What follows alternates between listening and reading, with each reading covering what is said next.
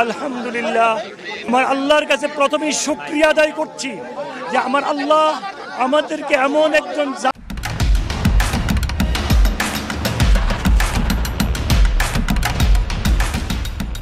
জালেম থেকে মুক্ত করেছেন। সবাই বলি আলহামদুলিল্লাহ। ভাইয়েরা আমার, আজকে কি লাগতেছে আমার বলার কোনো আমি বুঝতে পারতেছি না কি বলবো। আজকে আমি যারা আন্দোলনে শরীক হয়েছেন, যারা আন্দোলনে শাহাদাত বরণ করেছেন, যারা আন্দোলনে আহত হয়েছেন, সবার কাছে আমি এবং আমার দল কৃতজ্ঞ।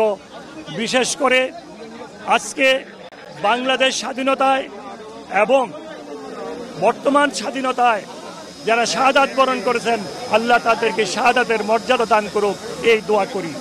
আর আমি আজকে একটা বার্তা দিতে চাই, আমার নিজের ব্যক্তিগত বার্তা। যারা আমরা একত্র থেকে আন্দোলন করেছিলাম, ব্যক্তি স্বার্থের জন্য যদি আমরা আজকে বিভক্তি ঘটনা ঘটবে, তাহলে কিন্তু 2001 সালের সরকারের পরবর্তী পর্যায়ে যে ঘটনা, সেই ঘটনা আবারও ঘটতে পারে। যেমনিভাবে লগি বইটার ঘটনা ঘটেছিল, তেমনিভাবে সেই ঘটনা ঘটতে পারে যদি আমরা একত্রে না থাকি। মনে হচ্ছে আমি বাকিটুকু বলতে চাই না। এই অবস্থা থেকে পরিবর্তন ঘটাতে হবে, না ঘটালে কিন্তু আমাদের অবস্থা কি হবে আল্লাহই ভালো জানেন। আপনি দলের প্রবীণ নেতা, দলের পক্ষ থেকে বলা হচ্ছে সংস্কারের পাশাপাশি নির্বাচনে গুরুত্ব দেওয়া হচ্ছে। আজকে মহাসচিব বলেছেন সংস্কারের কথা বলে নির্বাচন বিলম্বের কোনো সুযোগ নেই। আপনি কি মনে করেন তাই?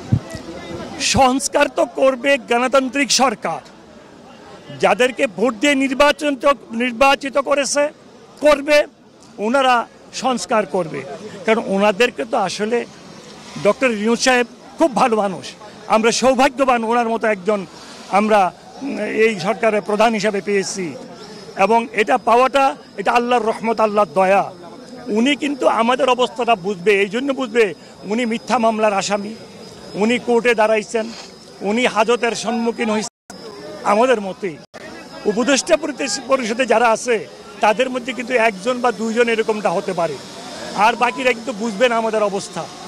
আপনারা দোয়া করবেন যাতে করে আল্লাহ আমাদেরকে এমন তৌফিক দান করে যাতে করে শহীদ যারা হয়েছেন তাদের রক্তের সাথে যেন আমরা বেইমানি না করি। আর বিশেষ করে আমার একটা অনুরোধ থাকবে, এই যে 2001 সাল থেকে 2006 সাল পর্যন্ত আমাদের ভুলের জন্য কিন্তু অনেককে শাহাদাত বরণ করতে হয়েছে। শুধু তাই নয়, 96 সালে আমাদের ভুলের জন্য আমাদের অনেক পরিষ্কারভাবে বলতে চাই, 96 সালে যদি আমরা ভুল না করতাম, বিশেষ করে ইসলামিক দলগুলো যদি ভুল না করতো, আওয়ামী লীগ কখনো ক্ষমতায় আসতো না। এই ক্ষমতা আসার মূলে কে, কারণ কি বুঝতে হবে, বুঝে ওখান থেকে আমাদেরকে শিক্ষা নিতে হবে।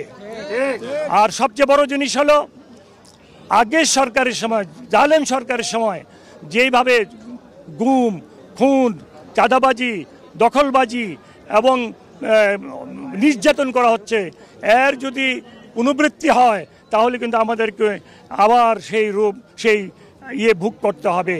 আমাদেরকে এইগুলি থেকে জনগণকে মুক্ত রাখতে হবে, চাঁদাবাজি থেকে, গুম থেকে, দখলবাজি থেকে এবং অন্যায় অত্যাচার অবিচার থেকে। আমি পরিষ্কারভাবে বলতে চাই, আমি আমার নেত্রী খালেদা জিয়া, ওনার কাছে আমি কৃতজ্ঞ।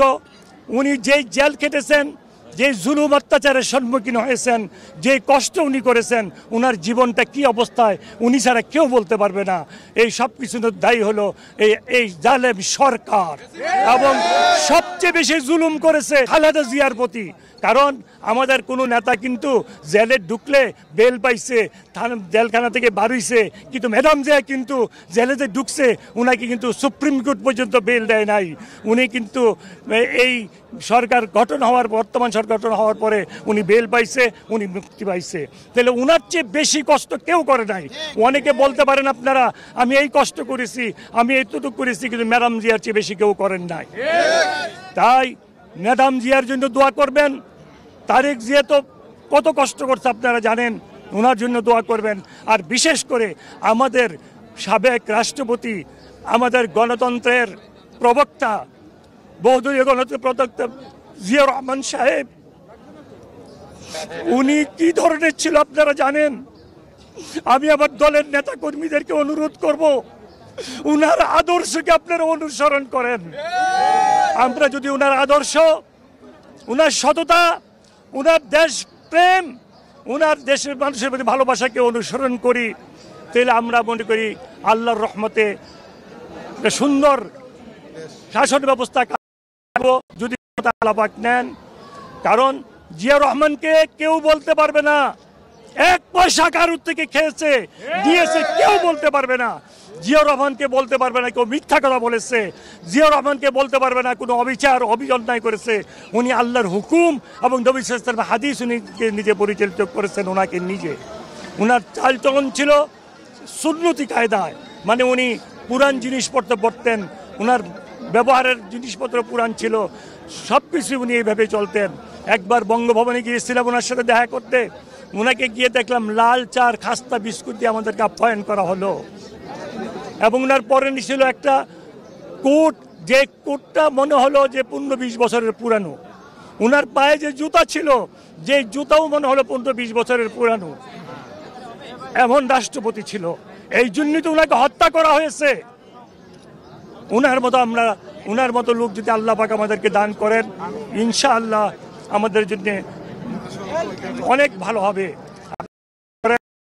বিশেষ করে আমি হাত জোর করে আমাদের দলীয় নেতা কর্মীদের কাছে অনুরোধ করব, বাংলাদেশে যেন আওয়ামী লীগের মতো কোনো অন্যায় অত্যাচার অবিচার না হয়, বাংলাদেশে যেন দখলবাজি না হয়, বাংলাদেশে যেন চাঁদাবাজি না হয়, বাংলাদেশে যেন কোনো জুলুম নির্যাতন অবিচার না হয়, এটা আমাদেরকে লক্ষ্য রাখতে হবে।